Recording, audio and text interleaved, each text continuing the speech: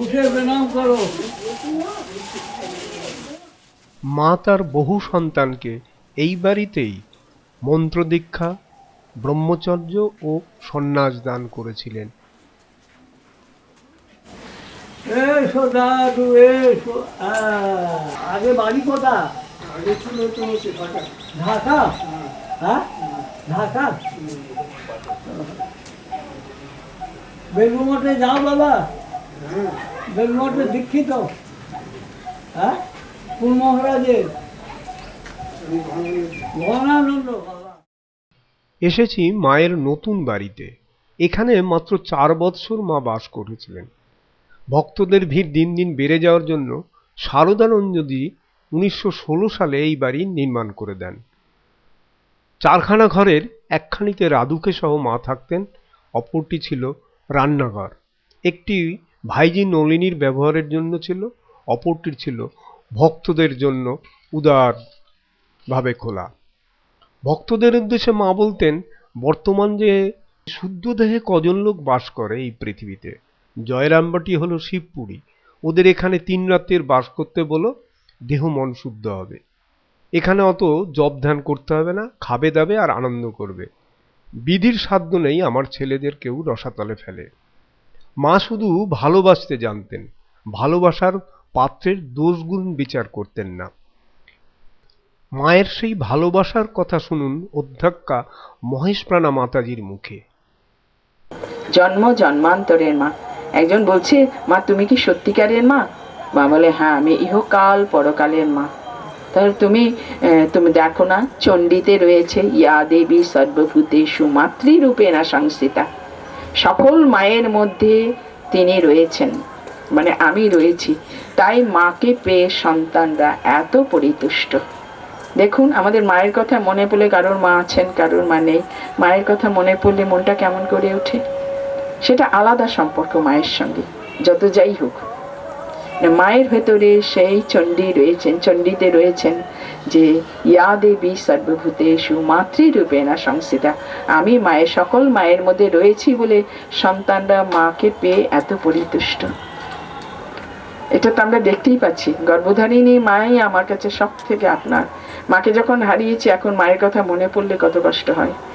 কিন্তু দেখুন, মা এমন জিনিস, আর উনি বলছেন সকল মায়ের মধ্যে যা আছেন আমি হচ্ছি সেই মা। কাজে আমরা এই মাকে পেয়েছি, যাকে নাকি আমরা কোনোদিন হারাবো না। আমাদের জন্য কোল পেতে বসে আছেন, আমাদের সকলকে স্থান দেবেন বলে। মা এরকম করে বলছেন, কারোকে দুঃখ দিয়ে বলছেন না, সকলকেই আনন্দে দিচ্ছেন। দেখুন, সামান্য সামান্য ঘটনা। বেলুর মাঠে একটা উড়ে চাকর আর কি, সেটা চুরি করেছে কিছু পয়সা। স্বামীজি রেগে গেছেন, বলে চোরকে পুষবো না, হাঁটিয়ে দিয়েছে, তাড়িয়ে দিয়েছে। সে কি করে, গরিব মানুষ, বাড়িতে তার ওর টাকাতেই সংসার চলে, মানে উড়িষ্যায়, তো এরম করেছে। তারপরে ও গেছে, গিয়ে মায়ের কাছে কেউ উদ্বোধনে চলে গেছে, সোজা একেবারে গিয়ে মাকে অসময় এসছে। মা বলে, কি ব্যাপার, তুমি? কেঁদে ফেলেছে। মা, আমি চুরি করেছি, তাই স্বামীজি আমাকে তাড়িয়ে দিয়েছে। মানে ডাক্তারের কাছে আর স্বয়ং গুরুর কাছে যদি কেউ মিথ্যে কথা বলে, তার কোনোদিন রোগও সারবে না, মনের রোগও সারবে না, শরীরের রোগও সারবে না। ওই জন্য ডাক্তারের কাছে আর গুরুর কাছে সত্যি কথা বলতে হয়। মা, আমি চুরি করেছি। তাই? আচ্ছা ঠিক আছে, যাও চান করে এসো, করে ঠাকুরের প্রসাদ খাবে। চান টান করে এসছে, মা খেতে দিয়েছি, পেট টেট ভরে খেয়েছে। খেয়ে এমন সময় বিকেল হয়েছে, তখন বাবুরাম মহারাজ এসছেন মাকে কোনো কথা বলতে। তা মাকে প্রণাম করে বসেছেন, বলে, বাবুরাম একটা কথা বলি। কি? ওকে তুমি নিয়ে যাও বেলুন মঠে ফেরত। বলে, মা, যদি আমি নিয়ে যাই না, স্বামীজি আমায় শেষ করে দেবেন। ও চুরি করেছে, ওকে তাড়িয়ে দিয়েছে। আমি বলছি নিয়ে যাও তুমি। মা জোরে করে বলেছেন।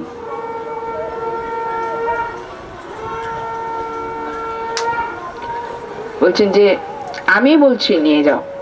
তখন মায়ের কথা তো শুনতেই হবে।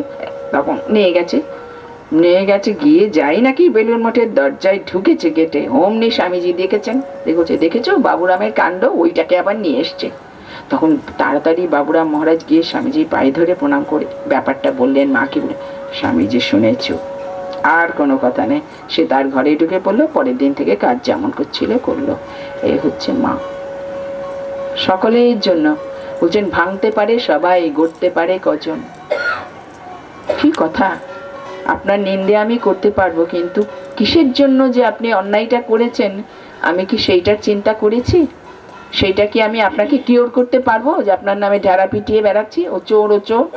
নিন্দে মা হচ্ছে কোথায় কার অসুবিধে সেইটুকু ঠাকুরের কাছে কেঁদে কেঁদে বলে তাকে নিরাময় করে আবার ভালো মাস। আমরা বলছি না, দোষান ও শেষান সগুণেই করসি।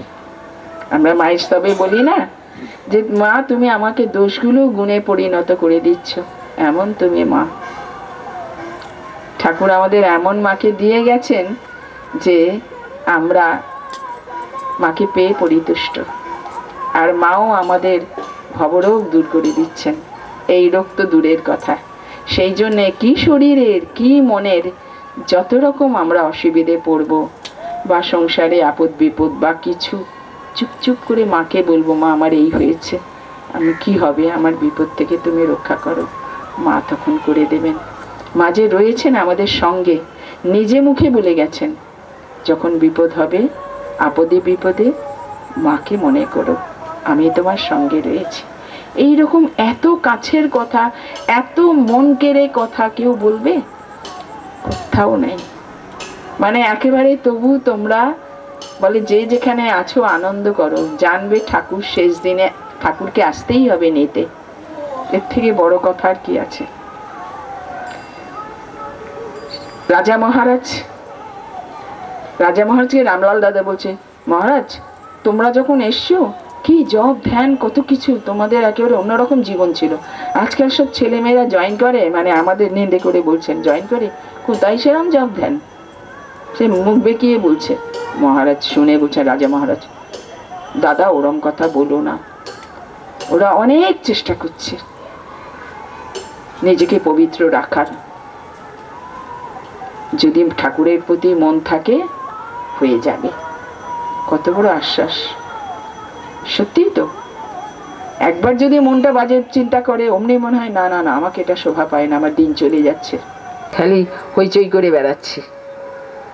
আর বললেন, জীবন সূর্য অস্ত যাচ্ছে, তুই কি দেখছিস না?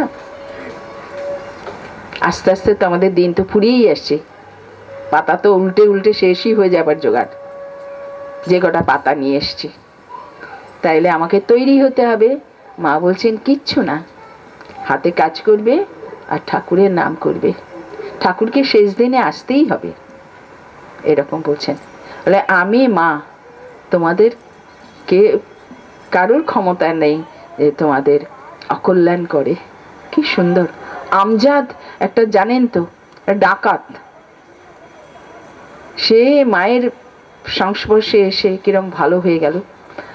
মানে একদিন আমজাদ এসছে, অনেক দিন বাদে আর কি, তখন মায়ের কাছে, মার জ্বর হয়েছিল, মা শুয়ে আছে, বরদা মহারাজ লিখছেন, শীর্ণকায়, হাতে লাঠি, ময়লা কাপড়, ঝাঁকড়া ঝাঁকড়া চুল, ঠকঠক করে অন্দরমহলে ঢুকছে। তার মানে এই লোক চেনে মা কোথায় থাকে, এর আগে এসেছে। ঢুকে গেল, ঢুকে এরকম করে উঁকি মারছে। মা তখন চোকাচোকি হয়ে গেছে, ঘুমাচ্ছিলেন, মানে শুয়ে রয়েছে, মার জ্বর হয়েছে। কে? আমজাদ? আচ্ছা বসো বাবা বসো, বলে উঠে এসে বারান্দায় ছেলে মায়ে কথা হচ্ছে। এতদিন আসনি কেন আমজাদ, রোগা হয়ে গেছো? মা আমি গরু চুরির দায়ে ধরা পড়েছিলাম, হাজতে ছিলাম। যেন কি সুখের কথা, কিন্তু মায়ের কাছে বলল, মানে মায়ের কাছে সব উজাড়। মা বললেন, ও আচ্ছা যাও, তেল দিয়ে চান করে এসো, ঠাকুরের প্রসাদ খাবে। চান টান তেল দিয়ে এসে ঝাঁকড়া ঝাঁকড়া, সে তেল পাবে কোথায়, গরিব মানুষ। তেল টেল দিয়ে বেশ করে চান টান করে এসে মা প্রসাদ দিলেন, খেয়েছে, একটা প্রসাদ দিয়ে পান দিয়েছে, চিবোতে চিবোতে। তার মানে মা রাত্রে ঘুম আসে না, কি করে ঘুম আসবে, হাজতে মার খেয়েছে, ধর খেয়েছে, এই সমস্ত। এখন আমরা চলেছি সিংহবাহিনী মন্দির দর্শনেতে। মায়ের বাড়ির লাগোয়া জয়রামবাটি পল্লীর দৃশ্য। দূরে দেখা যাচ্ছে ইদানিংকালেরই এই জয়রামবাটির কোনো এক সারদা, ঠিক সারদা মায়ের মতনই ধান শুকোচ্ছেন। একটু আগে আমরা শুনে এলাম তারই ভাইপো প্রসন্ন কুমারের ছেলের মুখে।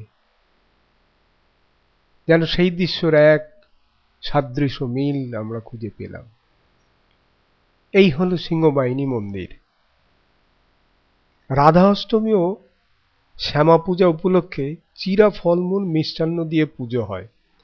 দেবী ছাড়াও চণ্ডী, মহামায়া ও মনসা বিগ্রহ আছে এখানে। মায়ের বাড়ির পিতৃবংশ সেবা পূজা করতেন এখানকার। শ্রীমা এখানে হত্যা দিয়ে দৈব ওষুধ পেয়েছিলেন। মন্দিরের মাটি তাই আজও খুব পবিত্র।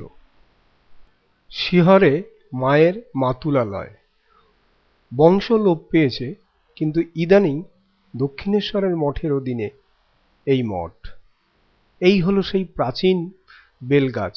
এর তলায় শ্রীমায়ের মাতা শ্যামসুন্দরী দেবী সারদা জন্মের পূর্বে তার আবির্ভাবের অলৌকিক দর্শন বা অনুভূতি পেয়েছিলেন।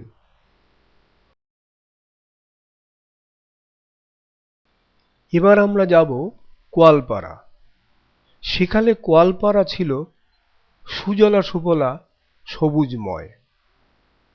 স্বামীজির বাণী এবং আদর্শে অনুপ্রাণিত হয়ে অনেকই শিষ্য তার শরীরচর্চা এবং আত্মগোপনের জন্য এই কোয়ালপাড়ায় এসে আশ্রয় নিতেন। আর কোয়ালপাড়ার বাড়তি ছিল তাদের কাছে মায়ের আশীর্বাদ। তাই এই আশ্রমের উপর ছিল ইংরেজদের সজাগ গোয়েন্দা দৃষ্টি। 1316 থেকে 1326 সাল পর্যন্ত বিষ্ণুপুর হয়ে কলকাতা যাবার সময় এখানে বিশ্রাম নিতেন মা। বলতেন, এ আমার বৈঠকখানা। 1316 সালে ভক্ত কেদারনাথ দত্ত এই আশ্রম স্থাপন করেন। আর 1318 সালে 7ই অগ্রহায়ণ শ্রী শ্রী মা নিজের হাতে ঠাকুরের এবং নিজের প্রতিকৃতি স্থাপন করেন। এবার আমরা চলেছি শ্রী শ্রী রামকৃষ্ণের বাল্য স্মৃতি জড়িত বিশালাক্ষী মন্দির দর্শনেতে। বালক গদাধর তখন 8 বছর বয়সের। গ্রামের ভক্তিমতী মহিলাদের সঙ্গে চলেছেন বিশালাক্ষী দর্শনেতে। বিশালাক্ষীর অনেক ছড়া গান তার মুখস্থ ছিল। রাস্তা চলতে চলতে আনন্দ চিত্তে তাই সেইগুলি গাইতে লাগল। হঠাৎ দেখা গেল বালকের শরীর আড়ষ্ট হয়ে আসছে। সঙ্গী স্ত্রীলোকেরা ডাকাডাকি করেও তার কোনো সাড়া পেল না। মহাচিন্তার কথা। ধর্মদাস লাহার বিধবা কন্যা প্রসন্না ভাবল সরল বালকের উপর দেবীর ভর করেছে। তাই সকল রমণীকে বলতে লাগলেন, মা বিশালাক্ষী প্রসন্ন হও, মা রক্ষা করো, মা মুখ তুলে চাও, মা অকুলের কুল দাও।